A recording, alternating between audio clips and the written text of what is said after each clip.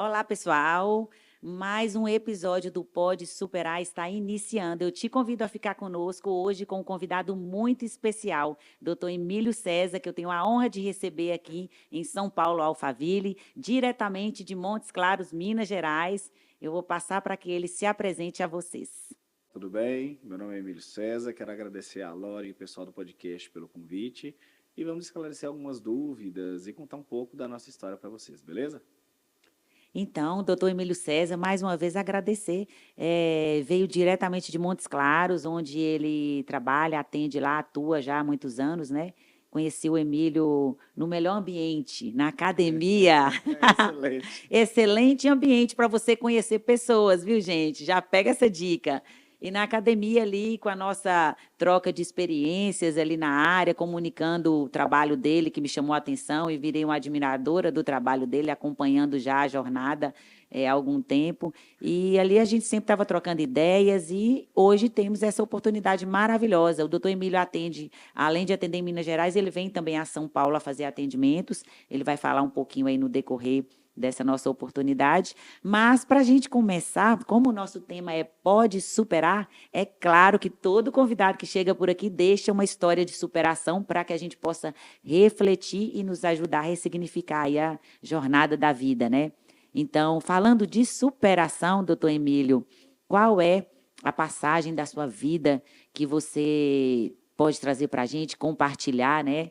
E contar um pouquinho dessa história para a gente. A história que eu preparei para vocês é uma história muito simples e bem objetiva, tá? É bem o início de como eu decidi ser médico para eu me tornar médico.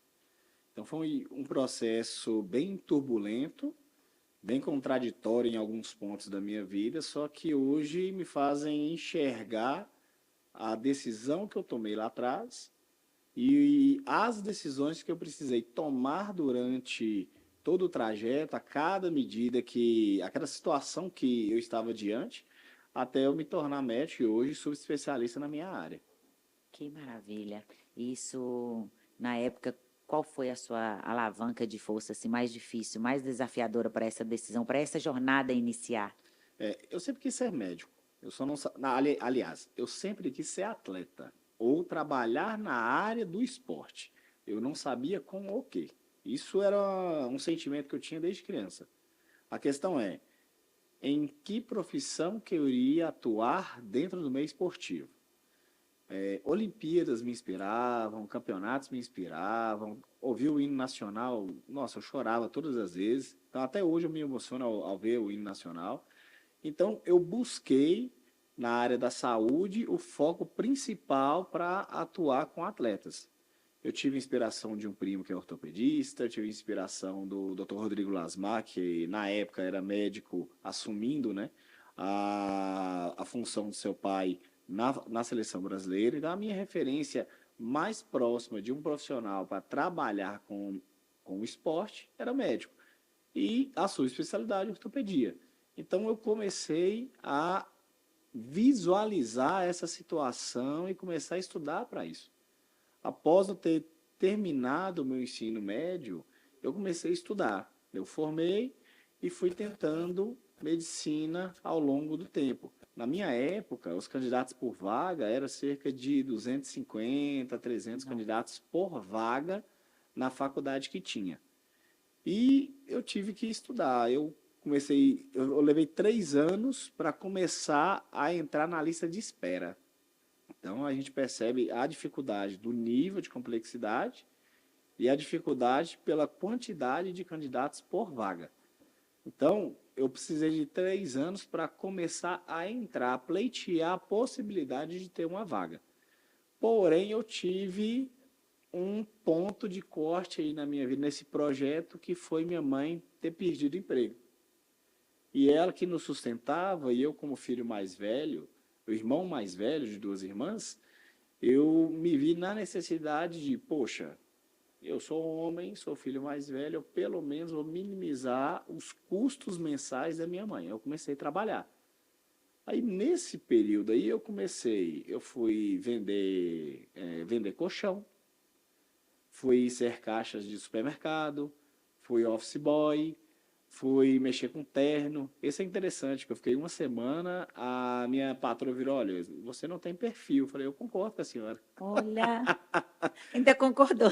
Eu não tenho Vou falar o perfil. quê, né? A verdade. Eu não tinha perfil para trabalhar, mas eu precisava do dinheiro, né? Sim. Então, eu fui me qualificando até chegar ao ponto de me tornar técnico em enfermagem.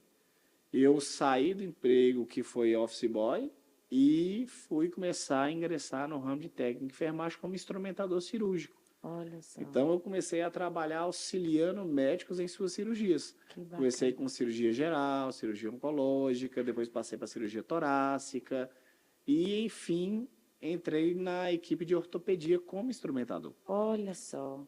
Então, ali, eu na ortopedia, eu achando incrível, aprendendo sobre os materiais, sobre a cirurgia, anatomia. Então, assim, eu comprei o livro para estudar anatomia em prol da minha função ali.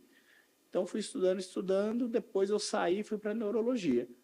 Então, eu passei por várias searas, várias especialidades, antes mesmo de me tornar médico. Entendi. E quando eu decidi, mais uma vez, tentar medicina, foi um período em que eu estava trabalhando muito e que isso estava me atrapalhando até mesmo em estudar.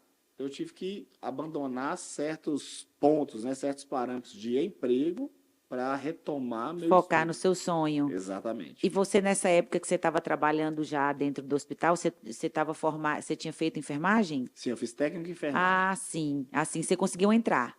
Isso, Isso. eu consegui entrar na área da ortopedia, na área da cirurgia, mas não como cirurgião, e Sim, sim como parte da sim. equipe. Então ali você já começou a vivenciar e entender o que você se identificava mais. Exato. Isso fez toda a diferença, né? Não, sem sombra de dúvida, me ajudou a ter uma experiência absurda. Vocês já viram em filme aquela cena, né? Tesoura, bisturi. Eu Aham. era a mão que entregava, Ah, né? Aquela entendi. mão que você via ali Que no filme, na série, era a bacana. minha. Que Então, bacana. assim, eu consegui vivenciar a medicina antes de ser acadêmico de medicina. Isso me ajudou a ter uma visão mais ampla do que eu queria. E E mais, confirmar, né? exatamente, ter uma propriedade um Confirmar. pouco maior do que eu. Poxa, olha, eu quero é a área de ortopedia. Eu não quero mexer com cirurgia geral, com ginecologia, com neuro. Então, isso me ajudou muito a escolher a minha Nossa. especialidade. E que jogada sensacional, assim, porque imagina quantas pessoas às vezes se frustram depois que entram no mercado porque não tiveram experiência antes, né? E aí não conhecem e às vezes visualizam uma realidade muito diferente do que realmente é e se frustram. Então, de fato, isso aí mudou todo o jogo, né? Não, foi uma jogada que eu achei muito interessante hoje. Na época, eu fazia o que eu achava que seria bom ou mais adequado para aquele momento. Uhum, As sacadas que a gente tem hoje é, é só daquilo que a gente visualiza lá atrás. é A verdade. gente não sabe como que a gente vai pensar daqui 10 anos. Então É, a gente tem que aproveitar todas as oportunidades, tem que fazer contato, network, se arriscar. Então a gente tem que se jogar mesmo para a gente não perder as oportunidades. A oportunidade é um fio de cabelo na cabeça de um careca e que nossa. passa a 300 quilômetros por hora. Se você não Uau, chegou lá e pegou, você perdeu a oportunidade. uau. Então, você tem que entender o quê? Que oportunidade é você estar no momento certo, e apto e preparado para realizar aquilo ali. E muitas vezes a gente sabe, a gente tem parâmetros técnicos, cognitivos e experiência. É mais a mentalidade nossa que nos limita em saber se estamos prontos ou não. Sim, Eu lembro disso tudo. Primeira cirurgia, primeiro paciente que eu intubei, primeiro paciente que eu tive que abrir o tórax para pegar no coração e fazer o batimento, que chama toracotomia de reanimação. Então, você saber é uma coisa, você realizar é outra história. A diferença entre você planejar, saber, idealizar e você fazer, precisa de uma coisinha chamada coragem. coragem. E ir e fazer. E se você não fizer, não adianta. Se você deixar o medo te paralisar, já era. Entendeu? Né? A gente fala que antes de você realizar, o seu coração e a sua mente já tem que ter chegado lá. Sim, Primeiro você já enxergou que você é capaz, aí você faz. E aí muda exato. o jogo, né? Sem sombra de dúvida. É. Seguindo. Ah, acabou a história? Não. Vamos lá para o próximo capítulo. Coisa boa. Que é o seguinte: eu comecei a tentar e eu passei em enfermagem. Eu não consegui passar em medicina. Uhum. Eu passei em enfermagem. Então, nisso, eu estudando para passar em medicina, passando em enfermagem, eu continuei dentro da enfermagem, estudando para passar em medicina. Aí é o que eu falo das oportunidades. Eu estava com um colega meu, que é um pouco mais experiente na época, e eu propus para ele a situação, mostrei para ele o que estava acontecendo, qual era a minha visão, e ele falou, cara, por que você não tenta transferência interna ou transferência externa? O que é isso? É quando a faculdade não preenche todas as vagas e abre para as pessoas que ou já são formados ou já têm ingressado em um curso da Que instituição, a grade, de alguma forma, que vai comunique. bater, Aham. exatamente. Aí há duas formas, né? A transferência interna e a obtenção de novo título. Como Uhum. eu ainda era acadêmico na época, então eu busquei a transferência interna. Você já estava em Montes Claros? Isso, era em Montes Aham. Claros. Aí eu estudando, a faculdade que eu estava cursando não tinha a vaga para o próximo semestre. Então eu fui nas outras faculdades que não saíam. Continuei estudando. Então eu lembro de eu estudando metabolismo, fisiologia, bioquímica, anatomia, SUS, critérios de ética médica. Então eu sempre estava revisando. Ok, passou o primeiro semestre, segundo semestre, nada. E eu continuando buscando dar o meu melhor na enfermagem, dando o meu melhor para revisar a matéria e ainda trabalhando como instrumentador. Não, você não parou, continuou, Não, eu só conciliou, diminuí, mas eu continuei. conciliando. Várias vezes eu saía da aula à noite porque tinha uma cirurgia. Nossa, O médico me ligava e me olha, tem uma cirurgia aqui e a gente está precisando de você. Meu professor era ciente disso e eu saía e ia. liberava. Exatamente. Bem desafiador, né, para dar conta. É, Porque além, fora da faculdade, você ainda tem que estudar, provas, trabalhos, é tanta coisa, né? Além da jornada altera a em sala rotina de de aula. sono, então a É, gente anda sempre muito cansado, é um nossa. pouco mais difícil. O que me segurava muito era um ponto que eu vou falar um pouquinho mais para frente. Aí, após iniciar o terceiro semestre de enfermagem, eu recebi uma notícia que surgiu uma vaga para a faculdade que eu cursava para o período que eu queria, que era o segundo período. Olha, Eu fui lá, fiz a inscrição, namorei um pouquinho a inscrição, que era para mim era caro na época. Aí eu fiz a inscrição, eu estudei, fiz a prova, falei, nossa, eu saí da prova arrasado. Falei, não passei, foi uma péssima, eu acho que foi a pior prova que eu fiz na vida. sério? Você tá doido. E eu fui sondando, e aquela conversa pós-prova, Para corrigir e tal, o pô, gabarito? exatamente, "Ô, o que que você fez naquela questão? O que que você... Nossa, Nenhuma batia. Então, assim, ou eu estou muito errado, ou eu acertei tudo. Né? Aí eu recebi, 2 semanas depois, a notícia que eram 4 qualificados pela prova escrita e eu estava entre eles. Seguindo isso daí, a faculdade necessitava de fazer uma avaliação curricular das minhas notas no meu curso de origem, ou seja, a quantidade de notas que eu tirava na enfermagem, na época eu estava cursando, e a grade curricular. Qual era a grade curricular que mais se assemelhava à medicina? Eu passei na segunda etapa e passei na terceira. olha só. Aí, teoricamente, eu era o mais habilitado para estar na vaga. Porque pela avaliação geral, né? Exatamente. Aí Que bacana. somava a nota que eu tirei na prova, a minha nota do curso de origem e a grade curricular do curso de origem, que se aproximava mais da de medicina. Uhum. Perfeito. Fui fazer a matrícula, tirei todo o dinheiro do banco que tinha investido em tudo. Minha mãe me prestou dinheiro, beleza, fiz a primeira inscrição, fiz a matrícula e paguei a primeira mensalidade. Ótimo, não tinha dinheiro para pagar o resto. Nossa, Eu só tinha dinheiro para para pagar. entrar. Exatamente, eu só Você tinha só queria dinheiro. entrar. Eu só tinha dinheiro para pagar a matrícula e a mensalidade do primeiro mês. E Gente, depois eu não tinha tá dinheiro para vendo a mais nada. coragem mais uma vez? A coragem existe em A você. coragem mãe, né? Mãe me ajudou demais. É.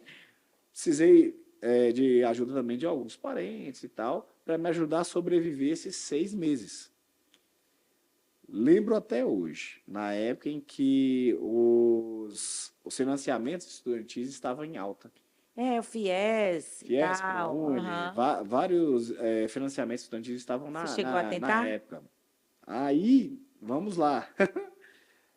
A época, o FIES, ele era datado. Olha, tal dia vai ser liberado uma verba de tantos milhões para Minas Gerais, para São Paulo, para Rio de Janeiro. Beleza, isso foi numa terça-feira.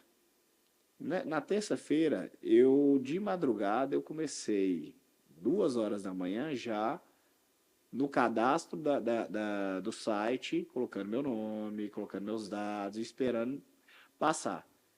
Fiquei a manhã inteira. Eu fui tomar banho correndo, voltei no computador, nada passava. Eu estava numa aula de histologia, eu lembro até hoje. Era 4 horas, perdão, era 2 horas da tarde, 14 horas. Passou. O site autorizou o meu FIES, o meu Olha. financiamento. Eu me despedi do professor Isso e no saí primeiro semestre que você no entrou? primeiro semestre. Eu saí e fui fazer a parte burocrática. Fazendo a parte burocrática todinha, aí a menina, a responsável da secretaria virou para mim: "Olha, doutor, tá tudo certinho, seu FIES vai sair semestre que vem, então você pode ficar tranquilo." Aí eu respirei fundo e falei: poxa, agora eu posso fazer minha faculdade Que tranquilo. alívio. Não, foi batidão essa Nossa. parte aí. E o detalhe, eu entrei no segundo período. Então, no segundo período, eu fiz segundo período e primeiro período, tudo junto. Então, eu tinha, segunda-feira eu tinha tutoria do segundo período, terça-feira eu tinha tutoria do primeiro. Nossa. Quarta-feira eu tinha 2 aulas pela manhã do primeiro, 2 aulas à tarde do segundo. Meu Deus, tipo um Quinta-feira, intensivo. foi intensivão. Em 6 meses eu fiz 2 semestres. Chegava lá, eu vestia a roupa para ficar na faculdade. Então, eu sempre tinha uma mudinha de roupa Que bacana. para ir, porque eu sempre precisei manter o exercício de bicicleta. Sim, Na época não existia motorista de aplicativo, certo? Então eu tinha que me virar. Eu se não tinha virar. dinheiro para comprar moto nem carro, Sim. então o meu jeito era bicicleta. Aí eu lembro até hoje, eu vendi um computador, vendi eu vendi o computador e vendi alguns livros e peguei parte do dinheiro que eu trabalhava ainda para pagar algumas prestações da bicicleta.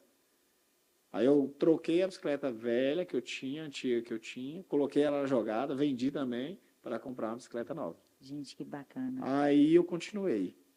Chegou no internato, eu tive que vender essa bicicleta e vender um outro computador que eu tinha para ir para o internato. O internato era em cidades perto de Montes Claros e que quem tinha que se manter era eu. A faculdade pagava o hotel e parte de alimentação. O restante eu tinha que me virar. E no internato você não é remunerado, né? Não, no internato a gente estava pagando para estar lá, né, basicamente. Entendi. A faculdade ela custeava o hotel e o café da manhã, almoço e jantar e outras refeições, e qualquer outro lazer que eu tivesse seria custeado por mim, certo? Então eu tive que vender, eu tive que abrir mão de alguns itens lá em casa para conseguir ter esse dinheiro. E claro, aquele saláriozinho de uma cirurgia que eu ia avulsa e tal, que o professor me pedia para ir, eu juntava, porque se tivesse alguma emergência, estava ali aquele dinheiro. E o internato foi excelente. O interessante do internato era assim, o internato eram 6 horas de estágio. Ou eram 6 horas pela manhã, ou eram 6 horas à tarde. Eu ficava 12 horas, 18 horas, às vezes eu ficava 24 horas no hospital. Nossa. E eu lembro que o professor falava assim: Emílio, vai ter uma cirurgia amanhã cedo, você quer ir? Quero. Então, ó, 4 horas você tem que acordar, trazer o paciente, vir aqui no bloco cirúrgico e tal. Eu já sabia fazer isso. Eu era instrumentador cirúrgico, então Aham. sabia Já fazer isso. sabia. Então, o que acontece? O caminho das pedras disso daí eu já Já sabia. sabia. Então, eu fui no paciente, perguntei se estava de jejum, olhei os exames pré-operatórios, avaliei o paciente e nós fomos fazer a cirurgia. O professor deixou fazer a cirurgia praticamente toda. E é isso que eu ia te falar. E nessa hora, para o professor, com certeza ele já viu o diferencial que Sim. é estar com você, porque você já tem o manejo, já tem o conhecimento, já passa uma segurança, tudo desenrola mais fácil.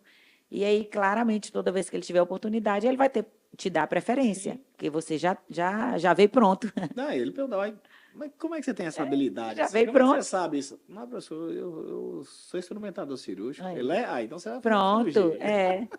Não, mas muito bom. E assim, é aquela coisa, a probabilidade de você aprender se dedicando mais tempo em estar ali é maior.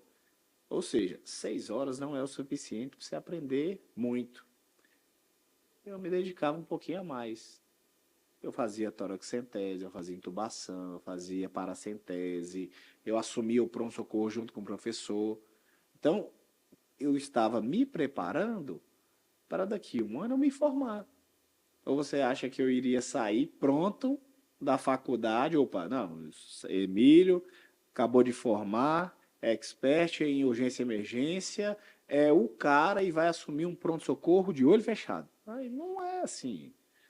Eu precisei acompanhar muitos professores meus antes de formar para eu adquirir a experiência Sim. e a confiança É, de estar ali sim, sem estar nervoso. isso. Porque a situação é uma situação de emergência.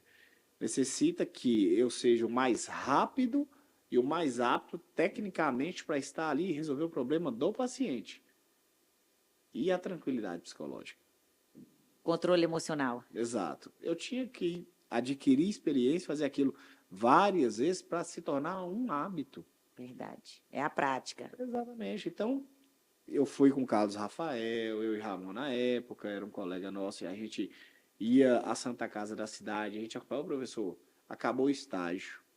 A gente pode acompanhar o senhor nas férias? A gente pode acompanhar fulano de tal em cirurgia? A gente pode acompanhar o senhor nessa discussão clínica aqui? A gente entrava de intrometido em congresso, em reunião clínica, que não tinha nada a ver com a gente, para aprender. Aprender. A gente entrava, tinha uma reunião no HU de anestesia.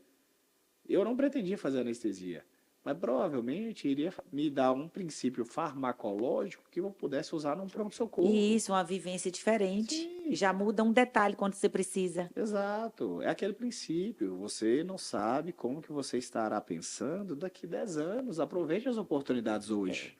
Lá na frente, você vai falar assim, poxa, aquele conhecimento que eu ganhei na cirurgia, acompanhando o professor, escondido numa reunião, poxa, eu vou pegar a soma daqueles conhecimentos e vou usar hoje. Como? Assim, assim, assim.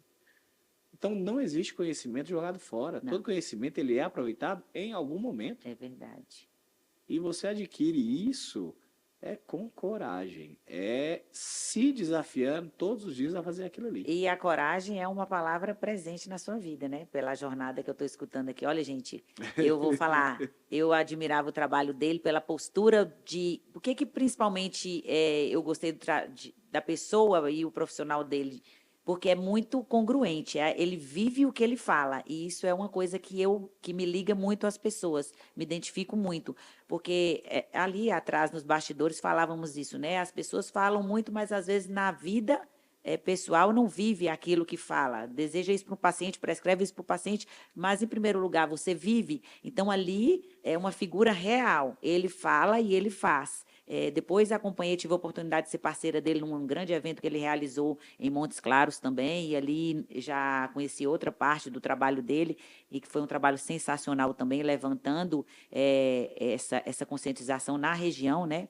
Foi o maior evento do norte de Minas, né? Sim. Então, foi outro momento que eu também admirei muito o seu trabalho e a sua postura de levantar essa bandeira, que a gente precisa mesmo de pessoas que engajem e tomem frente disso. E, mais uma vez, a congruência. Ele fala e ele vive. Ele fala e ele faz. Então, tudo isso comunica. E aí, aqui agora a gente fala da coragem, né? A coragem é o que trouxe a persistência de alcançar tudo que ele conseguiu até hoje. Eu nem sabia dessa história da vida pessoal dele, agora fiquei ainda mais admirada, mas isso casa com o que eu falo muito, não tem cenário perfeito para ninguém. Não tem, a gente aprende a remar remando. Você aprende a andar no caminho. Se a gente ficar esperando o momento perfeito, a gente não faz. Ele queria entrar para a faculdade, não conseguiu, ele começou a fazer outro curso que ele conseguiu, e dali ele entrou para o hospital, já começou a vivência, já foi adquirindo experiência e com coragem. Quando veio a oportunidade de entrar na faculdade, se fosse uma pessoa que não tem coragem, ela falava, não é para mim, porque eu não tenho condição de pagar isso. Ah, jamais. O que eu vou fazer lá? Eu só tenho dinheiro de entrar. No primeiro semestre, eu já vou ter que parar. Para que eu vou entrar se eu não vou dar conta? Olha como a pessoa ia perder todo um futuro porque simplesmente ela não pagou para ver. Ela não depositou coragem em ter a humildade de, às vezes, falar, eu não tenho hoje, mas eu vou achar essa solução. Eu vou construir. Claro que você tinha, né, o suporte maravilhoso que você falou da sua mãe. Que lindo, né, você trazer essa lembrança maravilhosa, que faz toda a diferença. Mas, ainda assim, você se virou. Você conseguiu o FIES, você conseguiu se virar e continuou trabalhando para conseguir gerenciar ali os gastos, que não é só o gasto da faculdade, envolve tantas outras coisas, né? Sim. Enfim, parabéns pela coragem, que a coragem realmente é uma superação, que é o que a gente fala, é uma alavanca de superação. Você só supera alguma coisa se, em primeiro lugar, você desenvolver a sua coragem. Porque se você não tem coragem, você vira refém do medo, refém das suas emoções, refém das circunstâncias, você não entra no comando do jogo da sua vida, então você vai vivendo ali de acordo com o que o barco e a maré te levar. E aí você não vira o protagonista de sua história e não vence como hoje nós podemos ver, né? Vamos seguir com a história para vocês verem. Eu tive uma inspiração muito grande que foi minha mãe mesmo, Olha né? aí que lindo. Ela trabalhar o tanto que ela trabalhou, criar 3 filhos sozinha e conseguir formá-los com um salário mínimo. Então, assim, eu não sei como que minha mãe conseguiu criar 3, Olha. ganhando um salário e, assim, apertada sempre e nunca faltou nada. Sabe? E Nunca uma faltou admiração amor, imensa que você tinha carinho, nunca por faltou ela. dedicação, nunca faltou surra, nunca... Ah, nada, uma base bem Não, minha forte. mãe, ela ia, batia, depois ela sentava e falava, filho, olha, eu fiz isso por isso, por isso, por isso, por isso, Isso. porque eu faço isso aqui por vocês e tal. Eu lembro disso, e assim, como eu sou o filho mais velho, então eu lembro de todos os acontecimentos da vida dela, Sim. do Você que acompanhou talvez as tudo. minhas irmãs. Ah, Então, eu vivenciei muito mais as surras, os altos e baixos dela, as emoções dela. sim, o como que ela carregava em si a coragem para continuar e tal. Quantas pessoas já não desistiram de filhos Sim, facilmente porque achava que não iria conseguir sim, levar essa responsabilidade? sim, Quantas pessoas que têm bons futuros, pessoas que têm boas remunerações, têm um padrão social elevado e não têm filhos? Talvez diminuição da sua responsabilidade, talvez fuga dessa responsabilidade, ou talvez, aham, a pessoa, eu não sou para ter filhos. Depende. Já tentou, é. Aí faltou né? a coragem. Para ver se É, para ver se tem um tá vendo? menino. É, faltou a coragem. Então, Porque é isso, tá exatamente. vendo como que é lindo, né? Essa questão da criação, de trazer um ser humano para o mundo e entregar e desenvolver um ser humano melhor, uma geração melhor, que é o que sua mãe fez, né? Através da história dela, você deu sequência e a coragem que você sempre enxergou nela foi um exemplo que você levou para a sua vida e que te fez avançar. E que orgulho que ela deve ter, né? Não, sem sombra de dúvida. Minha mãe, sensacional. Não tem Que o que lindo falar. isso. Nossa, maravilha. Parabéns pela história. Né? E ela superou o câncer aí, minha irmã teve câncer Olha também. Aí foi só, outra confusão. olha. Só que aí é uma outra história para outro podcast. Mas hoje está tudo bem? Não, as duas tiveram remissão, também tranquilas. Ah, que bom. Né? Mas assim, eu fico me perguntando, será que eu teria a mesma força que elas tiveram para vencer o câncer? Não sei, né? Essa é uma coragem que eu não quero saber se eu tenho, É uma coragem diferente. né? Mas assim, é de admirar. Minha irmã teve um câncer aos 30 anos e minha mãe teve aos 58, se eu não me engano. Assim, será que eu teria a mesma coragem, o mesmo ímpeto, a mesma propriedade para encarar essa doença como elas tiveram? Não sei. E a gente só descobre quando chega na prova, né? Ninguém quer passar por isso, mas a coragem existe em você, ela existe. Talvez elas olhem para a sua vida e pensem, será que eu teria coragem de conseguir o que ele conseguiu? E aí você olha para elas e pensa, será que eu consigo a coragem do que elas venceram? Cada um com suas histórias diferentes, mas todos trabalharam na coragem, que é realmente uma coisa linda da gente ver. Porque a vida a gente passa tantos desafios, né? Na saúde, nas vivências pessoais, profissionais, enfim. É desafios diariamente. E sem a coragem a gente realmente mata a história antes da hora. A gente deixa de viver o caminho. Então eu concordo que isso faz toda a diferença. E ali onde nós paramos? Ah, não lembro não, já perdi o fio da meada aqui já. Mas essa foi a história que mudou seu jogo, né? Foi a Assim, história de superação que marcou para você. aí depois que eu concluí a faculdade, eu fui para Uberaba fazer ortopedia. Vim aqui para São Paulo para fazer trauma esportivo e medicina esportiva e voltei, né, à minha cidade como sou especialista na minha área. Ah, sim. Aí hoje a gente desenvolve trabalhos nessa área, né, principalmente com atletas de fisiculturismo na região. Maravilha. E hoje você atende em Montes Claros e E outros aqui em São lugares também, Paulo, né? eu Que atendo a em gente Montes estava se Claros e em falando. São Paulo, isso. Que maravilha. E é tudo esses atendimentos estão todos no presencial, no consultório? Como que está acontecendo? Ou Isso, já está no atendimento online? exato. Hoje a gente tem essas duas modalidades. O presencial, que eu não abro mão de examinar o paciente, é isso que eu falo sempre para os meus acadêmicos, né? Examine o paciente, coloque a mão no doente, saiba o que ele está tendo, verifique realmente se aquele exame clínico condiz com a história dele, condiz com a fratura que ele teve, condiz com a doença que ele tem e com o histórico, tá? Se não tiver alinhado anamnese, exame físico, exames complementares, talvez você vai errar o seu diagnóstico e com certeza você vai errar no seu tratamento, tá? E a segunda modalidade é a telemedicina, que a gente consegue agregar em nosso plano de acompanhamento o acompanhamento exatamente dos exames que o paciente apresenta e até mesmo dos resultados que ele vai apresentar. Porque não tem como a gente melhorar a performance de um paciente em uma única consulta. Então, nosso plano de acompanhamento trimestral ou semestral tem o objetivo de melhorar a sua performance ao ponto de você chegar o mais próximo do seu objetivo. Aí esse objetivo, sim, é alinhado na primeira consulta. Sim, que maravilha.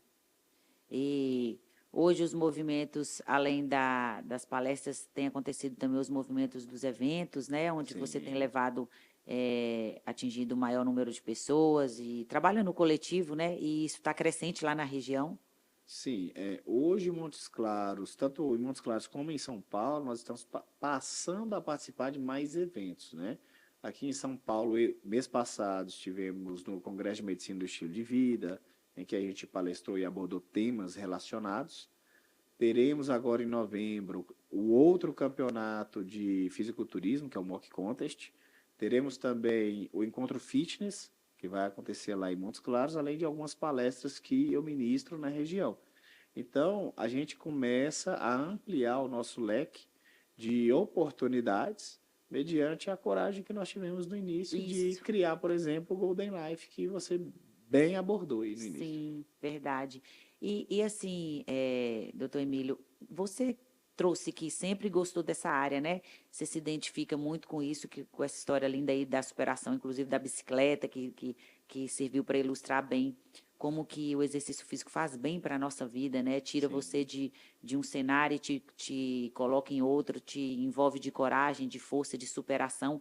Eu falo sempre que não é só questão do físico, não é só sobre a beleza ou um corpo magro, é muitas coisas envolvidas, né? sim, Então, de acordo com o que você falou, você sempre teve esse interesse pessoal na área, mas eu tenho uma percepção que essa área que hoje você aborda e trabalha, né? A gente sabe que, graças a Deus, é sucesso e está aí fluindo bem, mas existiu antigamente uma procura, uma demanda pequena, né? As pessoas achavam que às vezes era só questão de estética, que isso era para poucos, que era um investimento muito caro e desnecessário.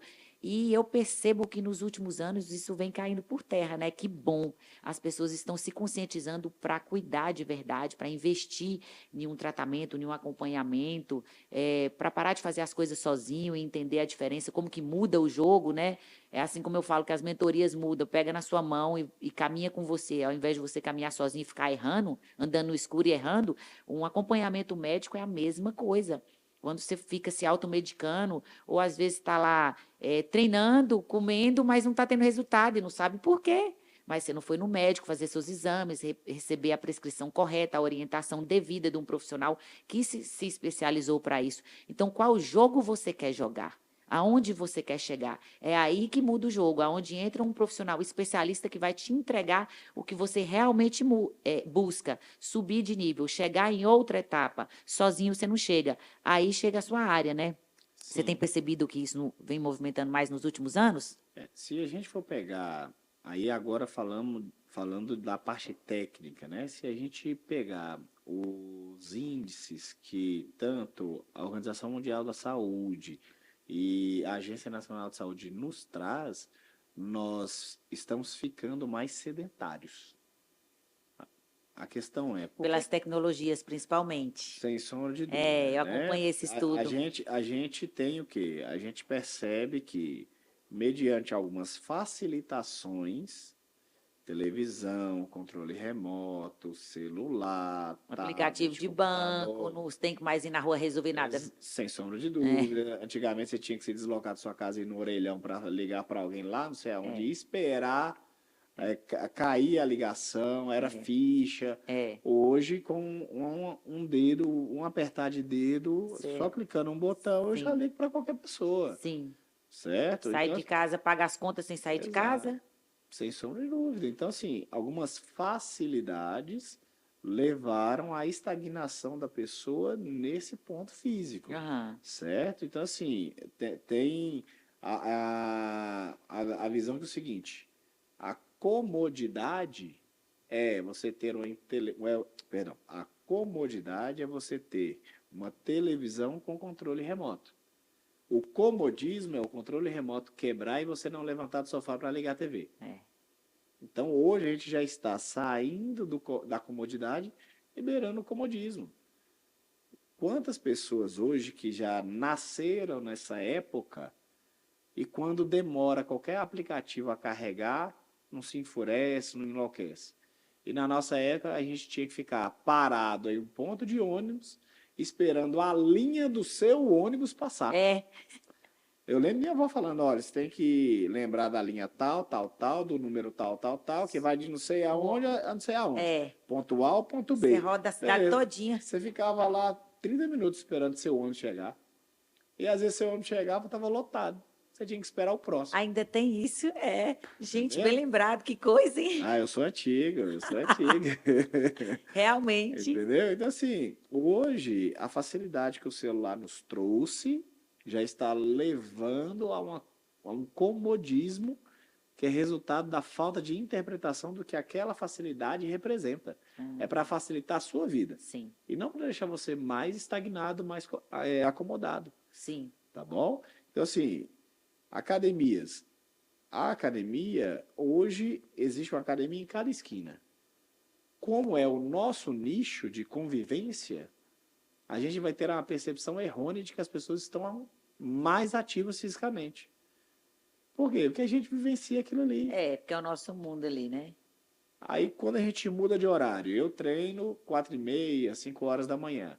Toda vez que eu vou toda vez que eu vou malhar em um horário diferente, por exemplo, às 14 horas, às 18 horas, para minha academia está lotada. Por quê? Porque é um horário que as pessoas estão saindo do trabalho e tem o horário que é para elas treinarem. Só que se a gente for colocar, minha cidade tem 500 mil habitantes, quantas pessoas realmente treinam de verdade? Que são ativas fisicamente? Sim. Que fazem simplesmente uma caminhada pela manhã ou no final do dia? São pouquíssimas. Então, a gente tem que entender que a parte de epidemiologia ela deve ser levada em consideração, porque celular e todos os meios eletrônicos que facilitam a nossa vida estão nos levando a um comodismo. É. É verdade. Agora, apesar desse detalhe, dessas pesquisas, que a gente sabe que de fato isso é comprovado, mas essa movimentação das pessoas pagarem, interessarem pela busca da alta performance, pagar um médico que atende a sua área, você percebe que isso veio evoluindo? Isso melhorou. Por quê? Porque as pessoas começaram a preocupar mais com a saúde, principalmente os homens. Por que eu não estou falando das mulheres? Porque as mulheres já preocupavam com a saúde antigamente. Hoje os homens passaram a preocupar mais com a saúde. E isso resulta que em longevidade. Isso. Estamos passando a viver mais. A questão é, você quer só existir ou você quer viver? Se você quer só existir, continua vivendo do jeito que está. Agora, se você quiser viver, você vai fazer todo o acompanhamento médico, nutricional, com personal, buscar se hidratar bem, dormir bem, treinar melhor. 10%, 5% a mais de carga que você coloca no seu peso, no seu exercício, uma repetição a mais, uma série a mais que você faz, um exercício a mais, 10 minutos a mais que você fica na academia treinando. Ah, Emílio, eu não gosto de academia. Ok, a corrida, o tempo que você diminui, ou a distância que você aumenta a correr, tudo isso é aumento de performance. Se você entender que você está melhorando cada item gradativamente, você está investindo na sua saúde. Só que antes, poxa, eu não sei, não entendo nada, posso malhar errado, posso estar com os exames alterados. Vai lá na gente, a gente faz a avaliação clínica, colhe toda a sua história, o exame físico, a gente avalia toda a sua amplitude de movimento, a biomecânica do exercício, solicita os exames adequadamente e te direciona para a modalidade que você quer fazer com segurança. O risco é você extrapolar uma amplitude de movimento sua, extrapolar o que comer e alterar dieta e hidratação sem um acompanhamento adequado, você vai perder performance. Sim, Então, o acompanhamento é para isso. E não é. existe acompanhamento de uma consulta única. Não. É um acompanhamento, né? Sim. É todo um trabalho completo e que vai, de fato, mudar o jogo da pessoa. Né? Andar sozinho, andar acompanhado de um especialista é diferente. Às vezes o caminho das pedras, ter alguém que já passou por aquilo ali, te ajuda. Olha, vai nesse rumo, que para você é melhor. Tá? Tem uma visão interessante que é, ou eu te pergunto o que eu devo fazer, ou eu te pergunto o que você faria. Na maioria das vezes, a pessoa que já chegou lá e já tem aquela performance que você gostaria, ela vai falar: se eu estivesse no seu lugar, eu faria A, B e C. Agora, o que você deve fazer, eu não sei. Porque de opinião e conselho, a gente tem que discernir a opinião que é. Eu acho que a Lauren deve fazer o podcast dela assim, assim, assado. Não gostei disso, disso, disso, disso. Agora, o conselho é, se eu estivesse no lugar da Lauren, eu faria o meu podcast assim, assim, assim, assim, assim. E Isso. pode reparar que na maioria das vezes a pessoa que deu o conselho, ela já chegou onde você quer. A pessoa que deu a opinião, ela continua lá atrás. É, Certo? Então, ela está à frente. Você está à frente da pessoa que te deu a opinião sim, e correndo atrás da pessoa que te deu o conselho, sim. Por isso que a gente tem que ter cuidado com quem a gente ouve, né? sem sombra de dúvida. É. Eu parto do princípio que a gente tem que ouvir todo mundo. A questão é filtrar aquilo que vai ser bom para você e vai melhorar, no nosso caso, a performance, e ouvir aquilo que a pessoa falou que não vai melhorar minha performance, mas vai me dar maturidade do que eu não devo fazer. Exatamente. Concordo. Boa. Nós estamos chegando ao final, né? Temos alguns últimos minutos. Alguma observação, colocação, alguma história em especial que você queria compartilhar com a gente dessa jornada dos atendimentos na sua área, ou mesmo dos próximos passos? Perfeito. Hoje a gente está com um projeto de ligas acadêmicas, de escrever alguns livros e de aumentar o número de palestras que nós faremos, tanto em Minas como aqui em São Paulo, certo? A nossa implementação do ponto de vista cognitivo, de instrução, é o que vai melhorar a vida dos nossos pacientes, dos nossos alunos. Você é valioso de acordo com a quantidade de pessoas que você ajuda. O meu objetivo é ajudar o máximo de pessoas que eu puder. A gente estava conversando anteriormente que se você ajuda uma pessoa, você tem um valor que é precificado. Se você ajuda várias pessoas, você tem um aumento de valor e uma outra precificação, certo? Então, Verdade. hoje, a parceria que eu tenho com ligas, com eventos como o Jiu-Jitsu, que ocorreu agora em setembro, com o Mock Contest, que é o campeonato de fisiculturismo que vai ocorrer em novembro, com palestras e com eventos em que a gente consiga conversar, deliberar sobre parte técnica e científica, é sensacional, porque o conhecimento ele vem de várias formas: escrita, escutar, áudios, livros estão em alta, palestras.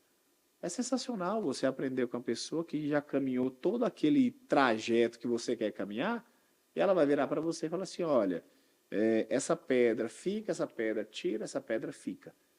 Ela já errou, você não precisa errar. Exato. Entendeu? Então, assim, é sensacional receber um conselho de alguém que já passou pelo que você quer passar. Sim, por isso que o nosso trabalho faz toda a diferença, né? Sem sombra de dúvida, ajuda bastante.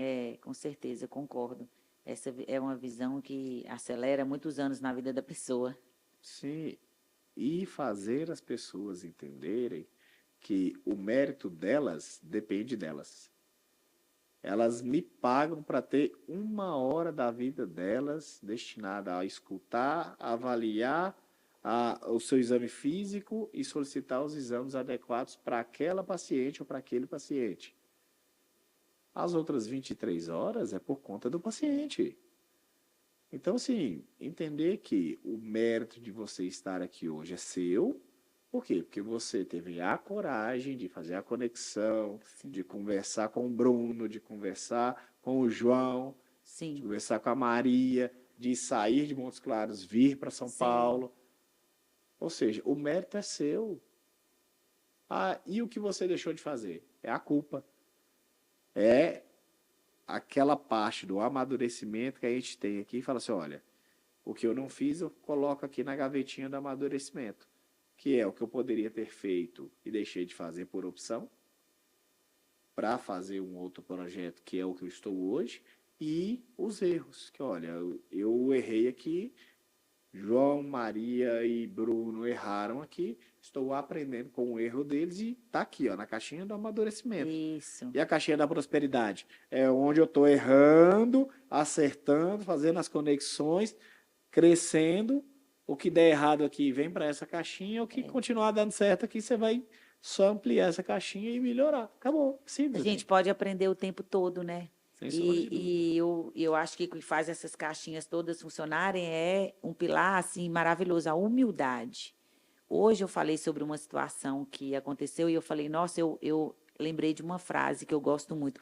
Custa caro achar que sabe tudo. Sem sombra de dúvida. Custa caro, porque quando você acha que você sabe tudo, você se fecha e não aprende, não aprende mais, você não busca novos conhecimentos, você não ouve outras pessoas, as caixinhas todas que você bem dividiu aí, isso é o ouro na nossa vida, porque o tempo todo a gente aprende com os nossos erros, com os acontecimentos, com as pessoas ao nosso redor, em cada situação que a gente se coloca, ou às vezes situações que nós somos colocados, ou às vezes nos piores momentos, tudo ensina algo, mas a gente precisa estar com essa, de fato, Sim. com essa sensibilidade, com essa humildade de se entregar, de aceitar viver o processo, de entender, ressignificar, porque é uma alavanca de força que a gente tem que fazer, né? Ninguém quer aprender na dor. Ninguém. Para chegar até aqui onde eu estou hoje, os últimos anos foram os mais desafiadores da minha vida e, de fato, o que você falou, coragem. Foi a coragem, porque remar quando você está sangrando é um desafio. E coloca um ponto a mais aí. Tem gente que não quer nem aprender no amor. Nem no amor. Exatamente. Tá difícil aprender no amor. Aprender na dor é mais difícil Imagina, ainda. porque tem gente que acha que se não tá legal, se eu tô sofrendo, se eu tô passando um problema na minha vida, eu vou deixar quieto, não é hora. Não é hora como? A vida não para esperar a gente sofrer. E não A vida existe não nenhum para. momento para começar que seja perfeito. Ah, esse Perfeito. momento é perfeito para começar. Não Sim, existe. sim, uma hora você está com um desafio que é uma coisa, outra hora é outra, a vida não para. É isso, né? E aí a gente vai o quê? Aprendendo no meio do caminho. É o local mais seguro e confortável é na base da montanha. Olha A aí. hora que você começa a escalar, que você percebe que seu dedo está tendo algumas escoriações, que o vento bate, que cai um cascalho, que você escorrega. Você olha para baixo, nossa, eu estava lá tão tranquilo, era quente, não ventava.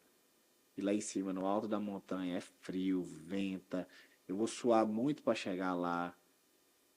Aí você entende que à medida que você sobe essa montanha, você vai adquirindo mecanismos de compensação para aguentar e suportar tudo aquilo que aconteceu até aquele momento, para você, para você ficar mais forte e conseguir alcançar o próximo passo. que a hora que você chegar ao topo daquela montanha, você vai olhar para cima e perceber que tem uma montanha maior. Ou seja, não existe montanha alta. Existe o seguinte: todo pico que você alcança, você vai perceber que tem uma montanha maior. Tem.